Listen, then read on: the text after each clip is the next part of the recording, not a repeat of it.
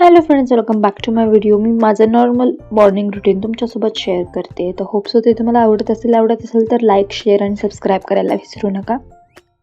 कपडे धुणे हे खूप मोठा वर्कआउट आहे असं मला वाटतं. आणि लास्ट टाईमसुद्धा ज्यावेळेला मी माझ्या आधीचे व्हिडिओ ज्यांनी पाहिले असेल त्यांना माहिती असेल की मी आधीसुद्धा एकदा वेट लॉस केला आहे. तेव्हा तर 90 kg वरून 65पर्यंत मी गेले होते. तर त्यावेळी पण माझा की फॅक्टर हाच होता की मी कपडे धुवायचे आणि खूप पसायचे कपडे.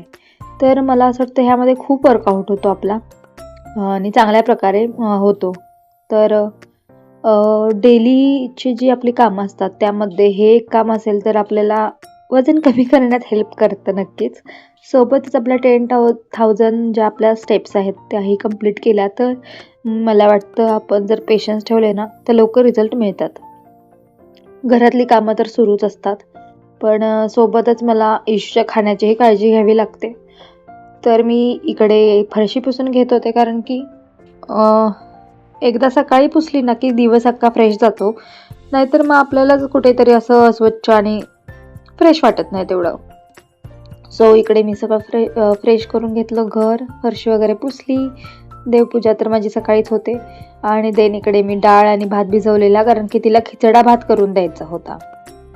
कारण की आज मी आणि इशूच होतो फक्त खाण्यासाठी.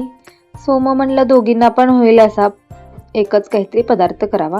सो मूग डाळ निम्मी आणि तेवढाच भात म्हणजे तांदूळ घेतलाय.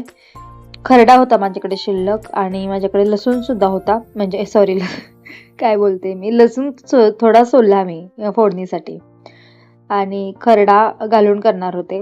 जर असं ब्राऊन केला लसूण कारण की मला त्याची जराशी अशी बर्न गार्लिकची जी टेस्ट येते ना, फ्लेवर तो आवडतो.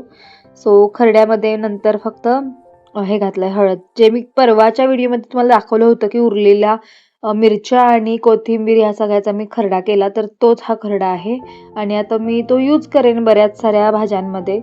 सो इकडे मी भात पण ॲड केलेला आहे, तांदूळ आणि मूग डाळ.